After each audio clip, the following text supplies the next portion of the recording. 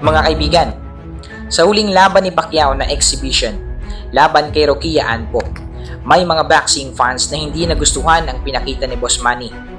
Makikita natin yan sa mga komento. Pero para sa akin, may mga dahilan po bakit ganon. Paalala lang, ito po ay sarili kong opinyon at kung may mali man, pwede nyo po akong i-correct sa comment section. Ito po ang 5 factors bakit iba na ang performance ni Senator Manny sa loob ng ring laban kay Rokia Anpo. Una, maliban sa pagboboxing ay maraming kinaabalahan ang ating pambansang kamao tulad na lamang ng politika. Pag-manage ng iba pang sports maliban sa boxing. Sa ating kalaman ay siya ang founder ng Mahardika Pilipinas Basketball League o MPBL. Isama pa natin ang MP Promotions na minamanage niya. Nandyan sina Pitbull Cruz, Mark Magsayo at iba pa. Pangalawa sa ating listahan, ang pagbago ng kanyang kalaban. Bago pa man si Anpo ay dapat si Chihiro Suzuki ang kanyang makakatapat. Kung ang inyong pag-iinsayo ay nakahanda na para sa kalaban na una at mapapalitan lang ay may factor talaga ito, lalo pat konti na lang ang natitirang panahon bago ang laban. Pangatlo, ang lona o ang ring na kanilang pinaglalabanan.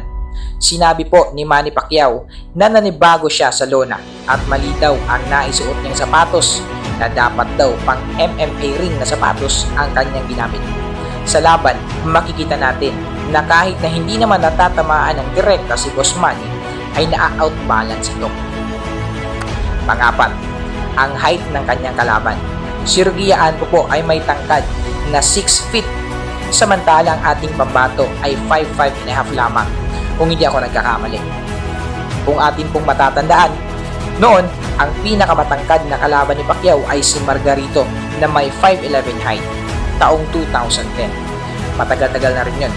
Pero ang estilo po ni Margarito ay pasulong samantalang naging mautak naman si Rokia Anpo laban kay Pacquiao.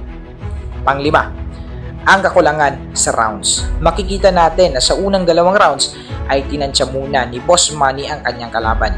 At sa 3rd round ay doon na nakipagsabayan at nakita natin na pumapasok na ang suntok nito at epektibo naman. Sa 5 factors na yon ay marami pa akong nakitang iba. Isama na natin ang kanyang edad at reflexes. Alam ko marami pa kayong gustong idagdag. Kung ano man yun, i-comment po natin yan sa baba at pag-usapan natin. Palike naman mga kaibigan at pa-subscribe. Maraming salamat po.